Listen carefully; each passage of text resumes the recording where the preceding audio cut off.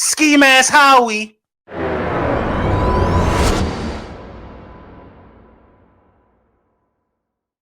Yes, sir. Yes, sir. Yes, sir. Yeah. Lord Brunson back at you with the back at you, and I am the best reporting on the Eagles. Before we get into the meat and potatoes, I got to say thank y'all for all y'all support. And thank y'all for supporting the merchandise, the Ski Mask Howie shirts jumping out the gym. You know the vibes with that. Listen, man, tap in with Big Print Champs. Get all your merchandise needs. Ski Mask Howie dropped last Friday. Jumping out the gym. That's all I got to say, man. I can't wait till y'all get them in hand. Y'all gonna see what I'm talking about. The perfect draft day shirt. Let's get into the meat and potatoes. So I was thinking a lot about the Philadelphia Eagles defensive tackle position. I tweeted earlier today, in fact, that the Philadelphia Eagles should bring back Linval Joseph. I was thinking about that. The Eagles should bring back Linval Joseph because, it didn't, he was solid. He was solid. Now he could be referred to as a hired gun if you need him in an emergency situation down the stretch of the season, and that's a guy phone you call, he pick up, he come put in solid work for you.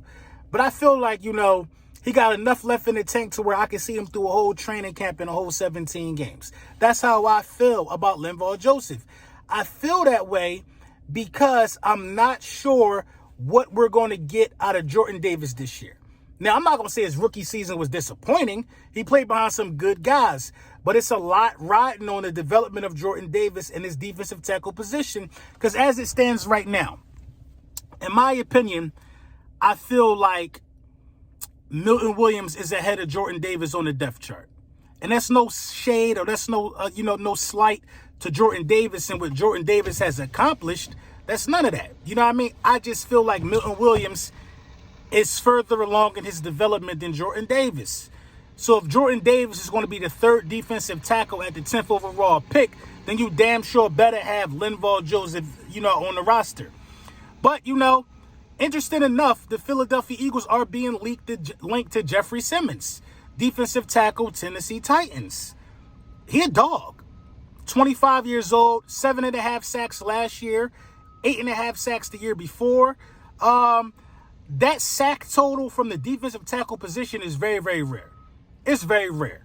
Now, if you can get a guy that can get that... Listen, if you could get Jeffrey Simmons, you've replaced what you got from Hargrave. You've replaced it because Jeffrey Simmons is better in run defense as well.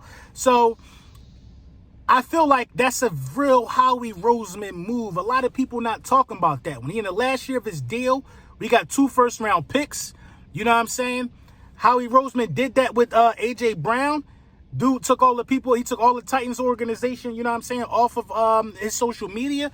So he's a disgruntled rookie that deserves to be paid. He probably thought it was going to happen rather sooner than later because defensive tackles in this league are worth their weight in gold. They're worth their weight in gold in this league. Jeffrey Simmons is so good, in my opinion, that I understand how good Jordan Davis is. I understand how good Jordan Davis can become. Right now, the upside is still at an all-time high. If the Tennessee Titans wanted to trade me for Jeffrey Simmons, for Jordan Davis, I would take that trade. I think Jordan Davis is going to be great. I would take that trade. If this is the thing about it for me, I've already seen it. I've already seen Jeffrey Simmons do it. Jeffrey Simmons is in his stride right now, and we got a Super Bowl window. There's always Jeffrey Simmons next to Fletcher Cox would be crazy. It would have been crazy 2 years ago. 3 years ago would have been crazy. If Jeffrey Simmons next to Fletcher Cox would be crazy. With BG still there, Sweat, Hassan Reddick, that would be crazy, bro. That would be crazy. You can't double team these guys. Milton Williams still getting meaningful snaps. I would do something like that. But if Howie Roseman can...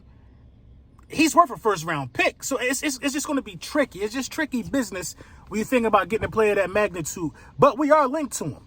And this is Howie Roseman. And anything can happen. With the restructuring of Lane Johnson, we definitely saved $10 million.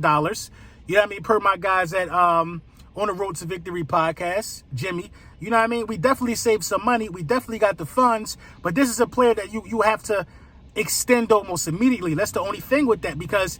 I didn't think the Jalen Hurts thing would take this long, but because we still did not pay Jalen Hurts yet. We still didn't pay Jalen Hurts. We got a really strong nucleus that's still under contract. And I think Jeffrey Simmons fits right into what the Philadelphia Eagles are trying to do and what we always been about, and that's building the trenches. So hell yeah, I would go do something like that, especially since this really truly might be Fletcher Cox last year. I don't see Fletcher Cox coming back unless we have another playoff run like we did last year and Fletcher Cox is still productive.